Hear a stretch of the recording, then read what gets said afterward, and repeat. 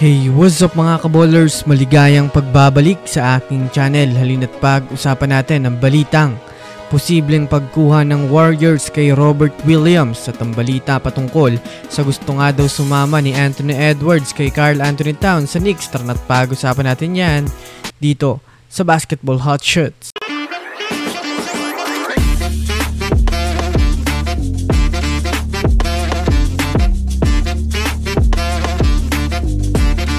Una nga muna tayong dumako mga kaballers sa balita patungkol sa gusto nga daw sumama ni Anthony Edwards kay Karl-Anthony Towns. Well, alam naman nga natin mga kaballers na sobrang ganda nga po ng naging samahan ni Anthony Edwards at KAT sa koponan ng Minnesota Timberwolves. Kaya kung susumadayan nyo natin mga kaballers, hindi nga po madali para sa kanila mag-adjust sa kanilang mga bagong kakampi. Ayon nga mga kaballers sa pinakabagong balita, ay namin nga daw mga kaballers ng young superstar na si Anthony Edwards na gusto na nga daw niya mga kaballers sumama kay Karl-Anthony Towns. Alam naman nga natin mga kaballers na nasa New York Knicks na si Karl-Anthony Towns. Dahil nga sa sinabi na yon ni Anthony Edwards mga kaballers, marami na naman nga pong mga NBA analysts ang nagkakaroon ng madaming teorya na gusto na rin naman nga daw nitong pumunta ni Anthony Edwards sa koponan ng New York Knicks.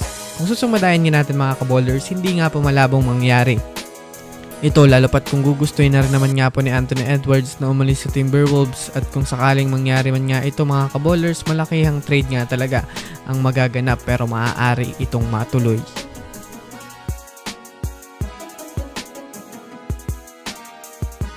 Samantala, dumako naman tayo sa balita patungkol naman mga kaballers sa posibleng pagkuha ng Warriors kay Robert Williams.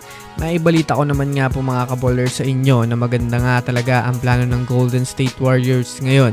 Yes mga kaballers, yan nga po ang pag-focus nila ngayon sa kanilang mga player, kung maganda nga ba ang kanilang magiging performance at makakapagdala ng malakas na impact sa team. Dahil kung hindi ay nakaredy nga po sila sa desisyong magti-trade talaga mga kaballers.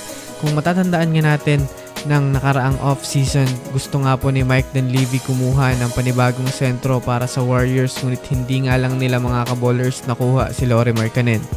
Kaya nangangahulugan nga yan mga kaballers na kukuha pa nga talaga ang Warriors ng panibagong big man, lalo pat kinakailangan nga nila ito para sa kanilang kupunan. Dahil aminin man nga natin o hindi, mahina nga po mga kaballers ang pangilalim ng Warriors ngayon. Para nga po sa kaalaman ng lahat, mainit nga ngayon si Robert Williams sa mata ng Warriors dahil na rin sa pagiging available nito, at hindi nga sila mga kaballers magsasakripisyo ng malaking assets para dito. So yun lamang mga kaballers, yun lang naman ang pag-uusapan natin ngayon. Pwede din ng subscribe and hit nyo na rin ng notification bell para sa mga susunod na updates sa mundo ng basketball. Again, this is Basketball Hot Shots. Thanks for watching.